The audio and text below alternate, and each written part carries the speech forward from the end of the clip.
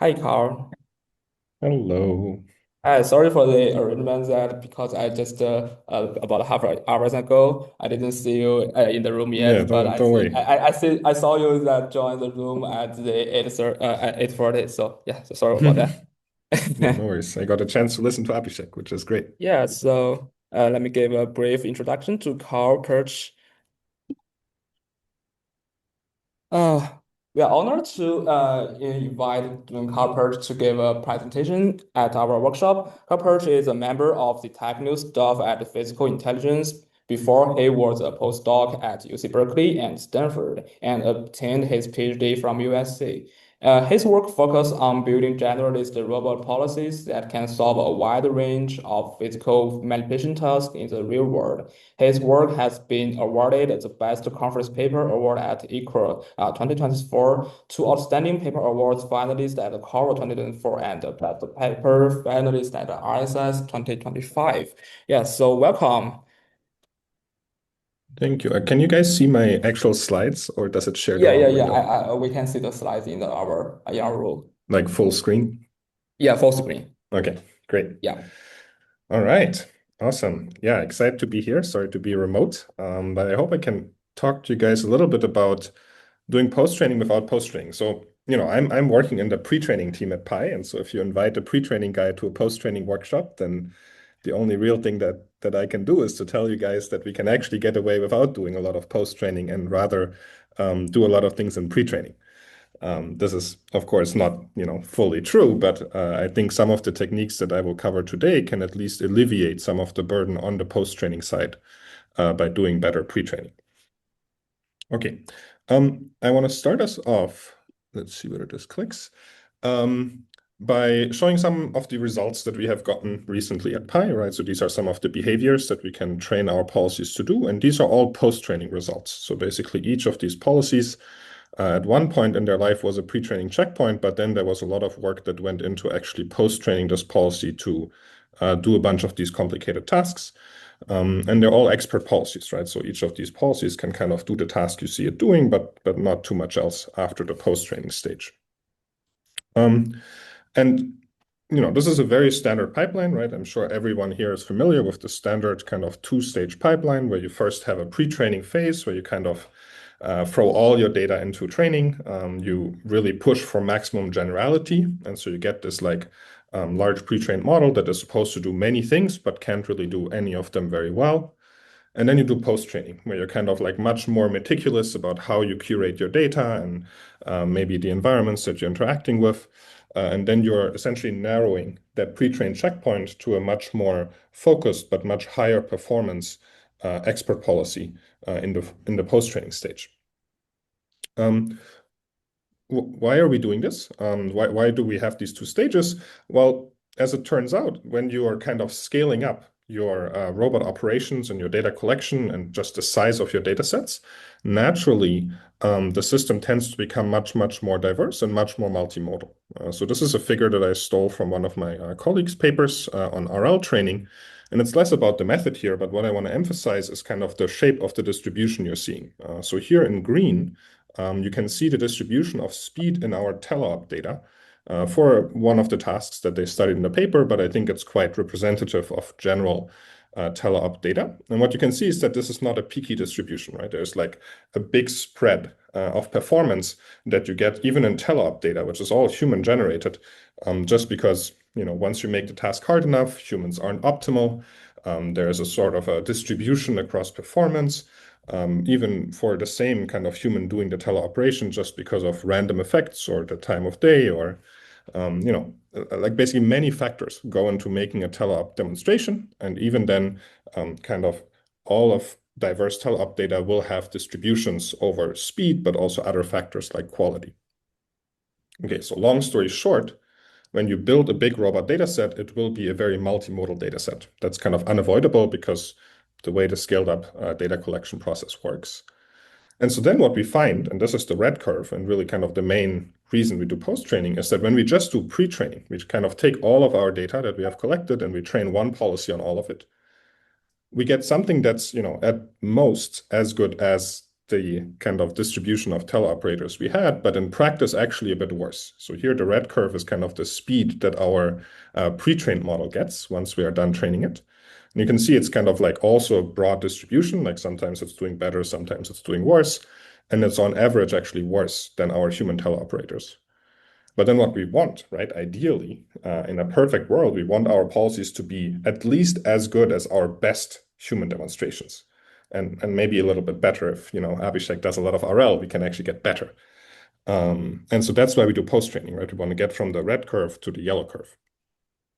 Okay, so where is the catch here? Well, the catch is that when we do post-training, so we try to overcome this problem, right? The data is diverse, it's hard to fit, we don't want average performance. Now, the catch is that when we do post-training, I mentioned we specialize these policies, right? They become like pretty narrow, kind of focused on the one kind of short horizon skill that we specialize them on. But what we really want to solve aren't these like individual skills, right? We don't like really care to train the policy to just open a lock or wash a single pan. What we want these policies to solve are proper, like long horizon, complex tasks. And for those tasks, it's very hard for you to get away with, just a very narrow kind of expert policy. In fact, we tried at Pi in a recent project to get our policies to do very long horizon tasks, where we do things like setting up a recipe or cleaning up a kitchen. So this was a project led by Marcel together with me. And so there we tried to get these policies to do like 15 or 30-minute tasks. And what you realize very quickly and somewhat painfully is that in order to get these policies to actually work, you kind of need these two ingredients, like you need generalization and you need performance. And it's actually quite obvious, like you need performance because if every individual skill doesn't have high performance, there's no hope of doing something much longer horizon. But you also need generalization because the longer you make these tasks, the less likely that you actually have seen a given state in your training data, right? Kind of the coverage problem becomes harder and harder as the kind of entropy of the world evolves over the course of such a long episode.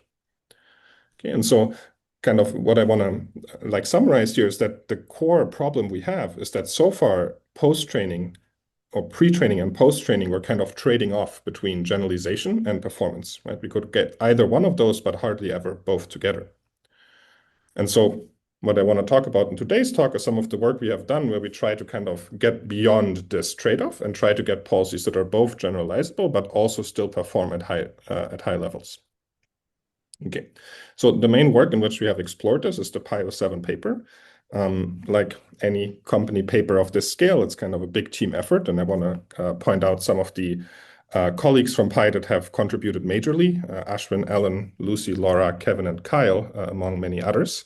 And I think at least Ashwin and Laura are also at RSS, so please find them, talk to them about this work and other things we're doing at Pi.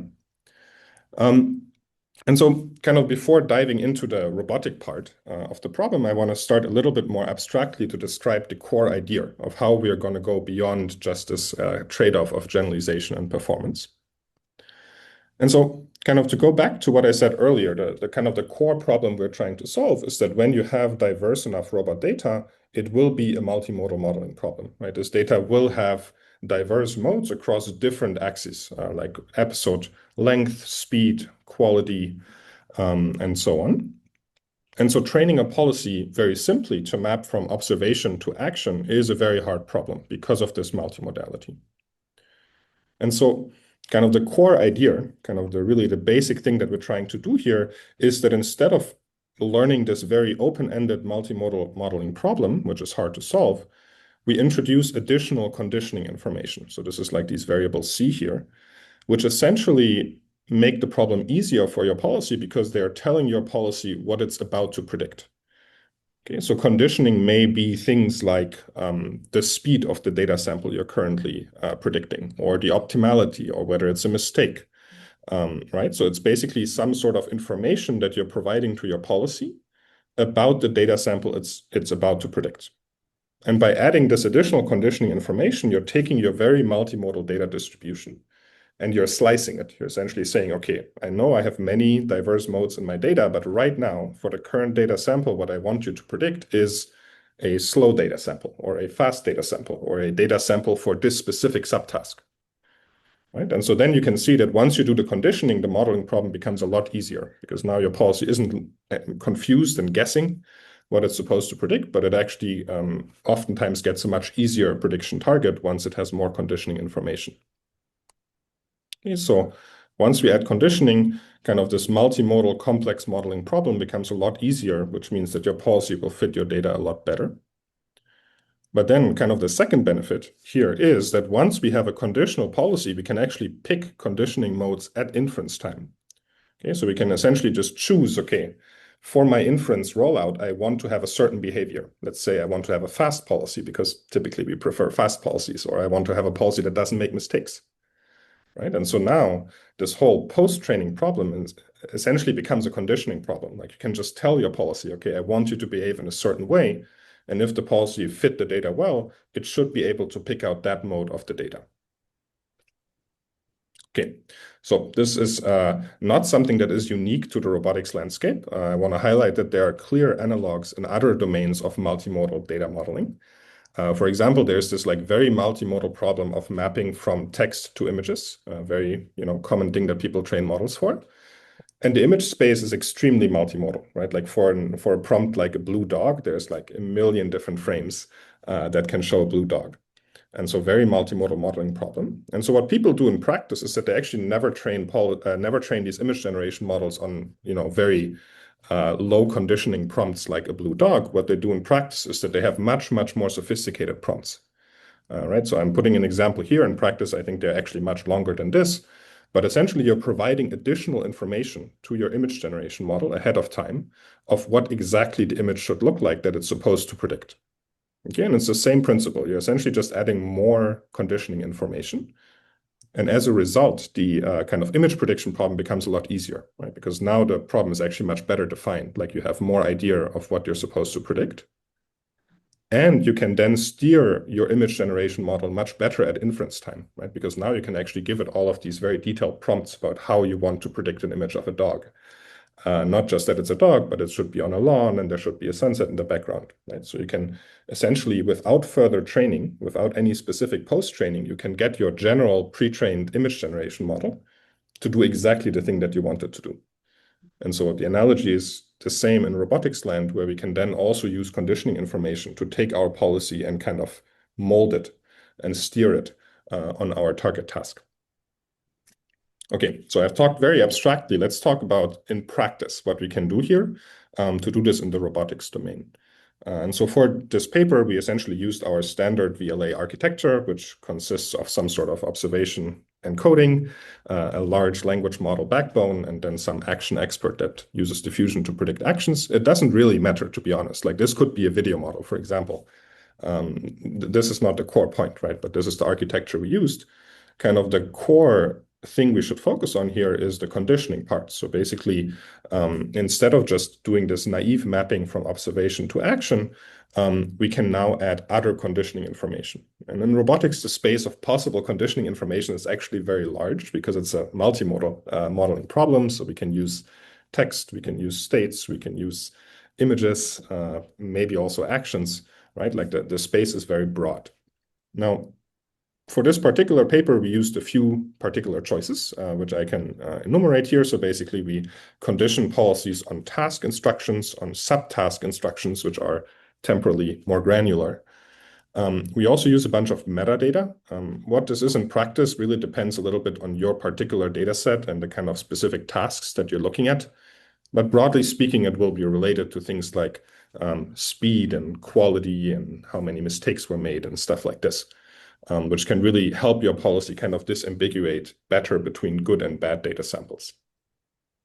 And then because we're, again, a multimodal modeling problem, we can actually also condition on higher dimensional things like sub-goal images, or you could imagine bounding boxes or key points or segmentation masks, right? There's like a very, very large space of possible conditioning information. And kind of what you should take away from this talk is not any particular conditioning modality that works well, but just like the core principle that if you have a diverse data set, it always is better to explain your data to your model by providing sufficient conditioning information to make it easier to model. Okay, so kind of to summarize the core idea here, by going beyond simple observation to action mapping towards more sophisticated conditioning, we can take our training data and explain it to our model, which makes it easier to fit. And then we can essentially virtually post-train the model at inference time simply by conditioning it on the behaviors that we want to see, right? So now the post-training stage isn't actually training anymore. It's the same checkpoint, frozen checkpoint. It's just choosing the right prompt to get it to behave the way that you want. So if we go back to our diagram from before, basically we can get rid of this second stage, and we can essentially just tell our model to move fast and not make mistakes. And this is, of course, not exactly what we're doing, but in practice, this is about how it works. So you basically just prompt the model to say you should move fast and you should try not to make mistakes, and it does actually significantly shift the performance of the model. Okay, one kind of aspect that I swept under the rug so far a little bit is that some of these conditioning fields you cannot hold constant, right? Like some things like the task instruction, like no problem, you set it once and the model will follow. But then other things like subtask instructions or subgoals, they can't stay constant, right? Like they have to change over the course of an episode. And so here you can either have a human specify them over and over, like for subtask instructions, or you can train models to actually predict them. So, it's very common that people train high-level policies to predict subtask instructions, but also for subgoals. In this particular work, we used the image editing model to predict subgoals on the fly as the robot was rolling out. Okay, so we tested basically whether with this conditioning information, we can actually get our pre-training model to perform much, much better across a broad diversity of tasks. And so at Pi, we have many different kind of hard tasks that we set up to try to test the boundaries of the dexterity of our models. And so in each of these tasks, we try to compare to our best previous recipe. So this is kind of like our same model architecture, kind of same training data, but then our best post-training recipe. So like, try to use RL or try to use some like curation on the data side to get the best possible policy, and then see whether our pre-trained model can actually match that. And so what we found is that by doing conditioning correctly, like by essentially asking the model to produce high performance behaviors at inference time, we can match the performance of our best pre-trained policy, best post-trained policy with a single pre-trained checkpoint. So the core difference here is that each of the blue lines is essentially one specialist policy specifically fine-tuned for that task. And then all of the yellow lines are one single checkpoint that we just prompt to essentially give us good behavior on each of these individual tasks. Okay, and so the benefit of getting it all into one checkpoint is then you have an actual generalizable checkpoint that can do many different things and can be applied in many different situations versus just a single post-training expert. Okay, these are actually hard tasks. Sometimes it's a little bit hard to see from a single image, so I want to show a few videos of what these tasks look like. So we have, a lot of laundry tasks at Pi. We like laundry. It's a very hard task. You need to kind of like finesse these soft objects into the right shape. Flattening is the hardest part. We also try to pick some very precise tasks. So on the top right, you can see this kind of a screwing task where you have to pick and place this tiny, tiny screw and then get it to stick in the arm. And then box folding is kind of one of our staple tasks, which is very long horizon and dexterous. And then at the bottom right, you can see a trash bag replacement task, which uses a mobile robot and is also somewhat longer horizon. And on all of these tasks, basically, we can match our best post-train policy with a single checkpoint. This is all the single policy that you're seeing here. Okay, this isn't actually the favorite result, my favorite result from our paper. This is my favorite result. So basically, this is an experiment that Alan ran where he took all of our laundry folding data. And as I mentioned, there is a lot of laundry folding data at Pi. And he sorted it by quality. And so, on our laundry folding data, we have some idea of quality. It's maybe a combination of speed and also some human annotated quality factors. And so we can kind of rank data and we can say, okay, this is the better data and this is the worst data.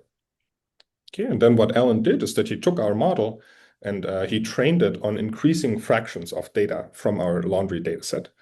So starting with just 30% of the highest quality data we have, and then adding lower and lower quality data to kind of grow this data set.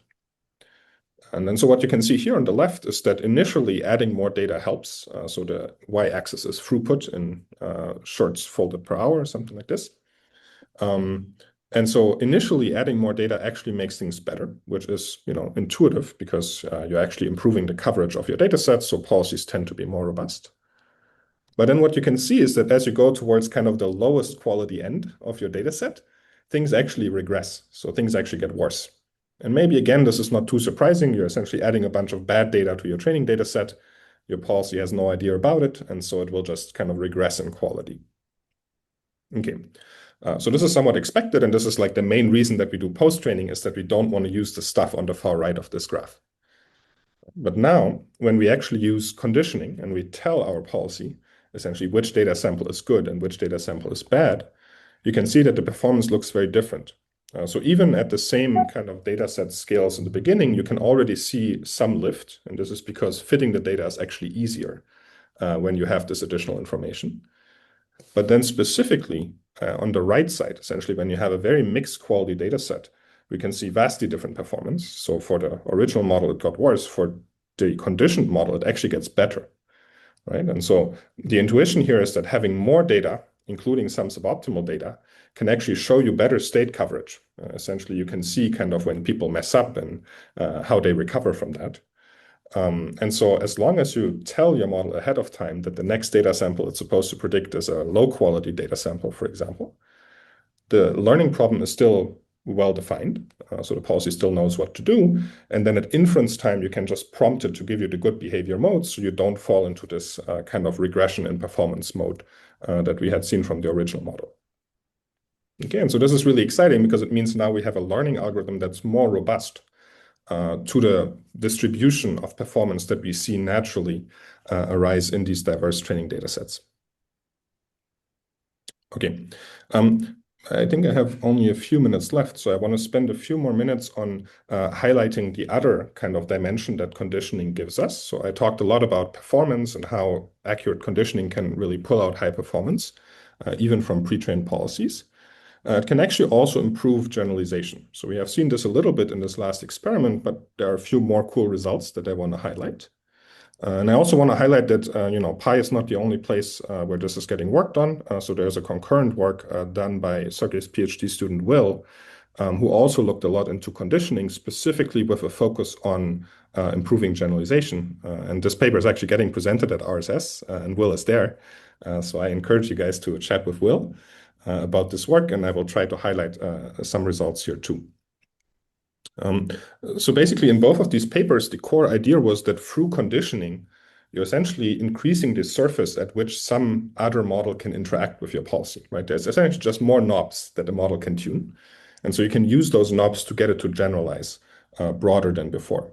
And so we tested this on this air fryer task, which is a task we don't have training data for, right? So the model doesn't understand what an air fryer is and how to interact with it. And it's given the task to load a sweet potato. And so this is the performance of the pre-trained kind of non-conditioned model. Sorry, it's a conditioned model, but it's just pre-trained and it doesn't really know how to deal with this task. But then what we can do is that we can plug in some higher level intelligence. And so here, this is Lucy being the part of the intelligence. And so Lucy can actually just talk to the policy and kind of walk it through a task in language. It's a process we call coaching, but it really just means Lucy is talking to the policy. And she can explain to the policy the subtasks that are needed to perform this overall task of loading the sweet potato. And she can essentially get the policy to actually do this task, even though it wasn't in the training data. And then because we can't afford to have Lucy sit there all day, every day, we can actually also distill that behavior back into a high-level policy that can then continuously and autonomously solve this task without collecting any more tell-up data. Right? So we could kind of get this low-level policy to generalize to this new task because all the basic behaviors are there, and it just needs to learn how to chain them properly. And if you have a conditioning input, you can use that conditioning to teach the model how to chain them. Okay, Will had a very similar result in his paper, where instead of using Lucy, he used the VLM, which essentially just like steers the low-level policy by providing different inputs. And so Will actually had much more sophisticated conditioning. He had gripper end effector position conditioning and end effector trace conditioning and so on. And so just through in-context prompting, he essentially taught off-the-shelf VLM to use these conditionings and then teach his robot to do tasks that the kind of standard VLA policy wouldn't be able to do. And so, by testing on a bunch of held out tasks that the VLA doesn't really know well how to do, he can show that by plugging in a higher level VLM into a steerable policy, you can actually get it to generalize more broadly. Okay, the final result I want to highlight is that I talked about multimodal steering, right? And in robotics, we don't just steer by language, we actually have more options. And so this was one very cool result where we saw that different steering modalities can lead to generalization along different axes. So these are some experiments where we tried to get cross-embodiment transfer. So we had a task, again, laundry folding, because we love laundry folding. But we collected actually most of our laundry folding data on these kind of bi-arm smaller robots that you see here. But then we wanted to test whether we can get a much larger robot system, which consists of these UR5 robots here, to actually also do a shirt folding task. And so I want to emphasize that on UR5, we never collected folding data, not for shirts and not for any other laundry items. But this is a conditional policy, so we can actually condition it on sub-goal images of what folded shirts look like. And it's actually pretty trivial to predict images of folded shirts. They're basically just like flat blue blobs on a table. But then what is surprising here is that we can actually get the very different looking kind of morphologically much larger robot system to follow these sub-goals and actually complete the shirt folding task. Okay, and so we have collected data on UR5 setups for other tasks, but not for these laundry tasks. But because the policy is conditioned on reaching sub-goals that are not too far ahead, it can actually go through and fold this shirt into the final state that we want. Okay, so this is kind of like one anecdotal evidence of how conditioning can get you more generalization, but I think it was a quite cool result, and it shows that different modalities may help you generalize better across different dimensions. Yeah, so for example, this experiment doesn't work as well if you just tell the policy to fold the shirt, right? Because like the policy just has no notion of what folding a shirt means, but if you show it an image of what a folded shirt looks like, it's actually able to follow that. Okay, I want to close. I want to leave you guys with a few takeaways. Kind of the main one that I think is like the main thing I want you to take away here is that explaining your data well, like not just using raw data, but actually explaining it to your policy, allows you to pull out much better behaviors, essentially do post-training without actually training the policy, but just by conditioning it. And I think like everybody is kind of aware that we should collect a lot of robot data and it will kind of help us. But maybe people are less aware that actually annotating your data well and explaining your data well can really give you a lot of benefit beyond just the raw data that you're collecting. And then, I think I could show some initial results that we have gotten where we have shown that by conditioning policies appropriately, we can get them to actually get very high performance without sacrificing generality. So these are still generalist policies that can do many things. And I think this is kind of the core foundation for now the next step, which would be to take these, primitive but steerable policies and get them to do long horizon tasks, really pushing this long horizon autonomy direction, which I don't think anybody has really figured out, but I feel that's kind of like one of the very exciting future directions. All right, with that, I'm at the end. I think I'm also roughly at time and happy to take any more questions.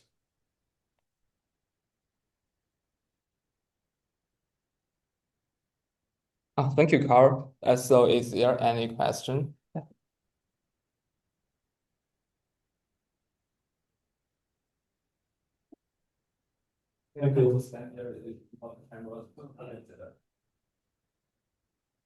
Oh, sorry, I think the mic doesn't forward here. Oh yeah, if you could just repeat it.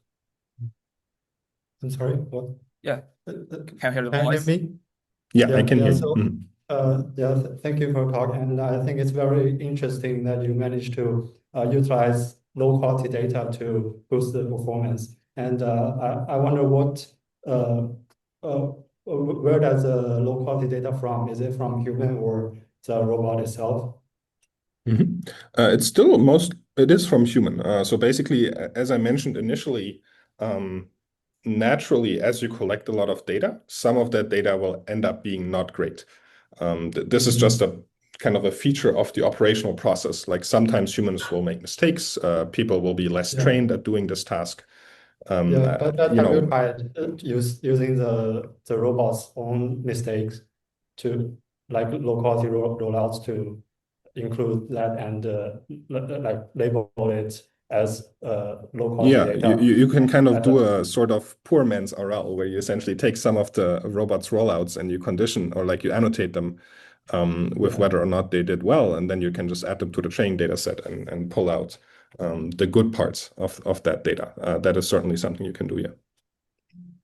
Yeah, so I wonder if you try that how does it end up? Yeah, so we have tried it. I don't know whether we have like a very clean experiment on it. Yeah, maybe if you find Laura at RSS, she may be able to speak to that better. But yeah, I think we have tried adding some of the robot data back into the training mix, but I'm not sure whether we have a number that it actually significantly helps specifically with low quality data. Yeah, because I think it might be interesting because if you can just collect those low quality data from the robot and you tell them not to do that and train the robot again, maybe the robot will avoid such mistakes and eventually it may be just perfect. Yeah, Do you so think? this is like very similar to what you would want to achieve with RL, just that here you're doing it purely through a supervised but conditioned process. It probably also depends on how well you can annotate your data accurately for what is good and what is bad. Okay. Yeah, thank you. Thank you, Karl. Yeah, so is there any other questions?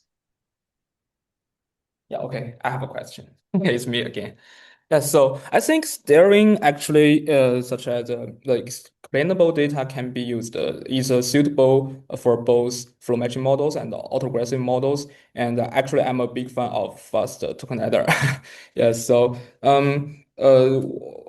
why do you have tried about to pre-train the autoregressive model and to steer the AR model to perform as a specialist, because such as some techniques in LLMs such as in context learning can be also applied into the conditioning problems. So do you have any experience or viewpoint for this? So I think if you look at our knowledge insulation paper from last year, basically we always train models with both autoregressive decoding and diffusion decoding. So this is already sort of part of the training recipe. Like we always use this. Maybe I didn't quite understand what your question was about. Yeah, so just we didn't use a action expert, just leverage the LM backbone to generate actions. Do you have tried about that? I see. So we have tried it certainly, right? Like the Yeah. knowledge installation paper actually shows some of these ablations. I think, generally the predictions are reasonable. We often find that the diffusion predictions tend to be a little bit more precise, and more importantly, they tend to be a lot faster. And so if you want your policies to be reactive, then you need to have them run fast enough. And so far, this has been much easier to achieve that with diffusion. Yeah, thank you. Another question about the shedding. So would you have time to join the panel discussion later remotely? Because I think Jianlan is on site, and Abhishek told me that he would like to join the panel discussion remotely. Oh, I already have some plans tonight, and I'm not sure when your panel discussion is, but Oh, I yeah, may yeah, not be that's able okay. to join. Yeah, it's fine. Yeah. Sorry about that. Okay, thank you, Karl. Yeah. All right. Thank you, guys. Yeah, thank you. Thank you for a wonderful talk.